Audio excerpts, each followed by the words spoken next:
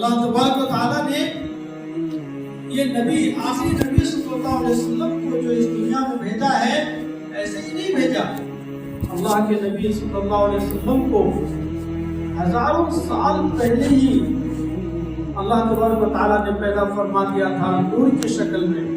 میں نے بتایا تھا ایک مرتبہ ایک جمعہ میں کہ جو سورہ یاسین ہے قرآن پاک کے اندر جو قرآن کا دل کہلاتا ہے، اللہ تبارک و تعالیٰ نے 1000 سال پہلے سورہ یاسین کی تلاوت کی اور اس میں فرمایا انک لمن المرسلین یاسین والقرآن الحکیم انک لمن المرسلین. میں نے بتایا تھا کہ اللہ تبارک و تعالیٰ فرما رہے ہیں کہ اے یاسین، اے نبی، آپ انکا آپ کیا تھا 1000 سال پہلے دنیا کو پیدا کرنے سے 1000 سال پہلے کسی چیز کی پیدائش نہیں ہوئی تھی جب تک.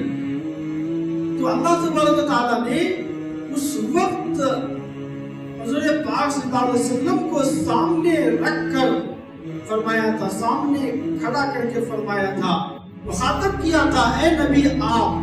سامنے موجود ہو تبھی نہ آپ کہیں گے، اور اگر سامنے موجود نہ ہو، دور ہو، نظر نہ آ رہا ہو تو کہیں گے وہ. اردو میں بھی کلام کا طریقہ ہوتا ہے، بات کا طریقہ. ایسے ہی عربی میں تو فصاحت کے ساتھ، بلاغت کے ساتھ جو ہے کہ کلام کا طریقہ ہوتا ہے، بات کرنے کا طریقہ ہوتا ہے، اس کو فصاحت اور بلاغت کہتے ہیں عربی میں. تو فرمایا کہ انکا سامنے ہو تو انکا، دور ہو تو انہو. تو اللہ تعالیٰ نے سورہ یاسین میں پہلی آیت میں کیا فرمایا، دوسری آیت میں انکا لمن المرسلین.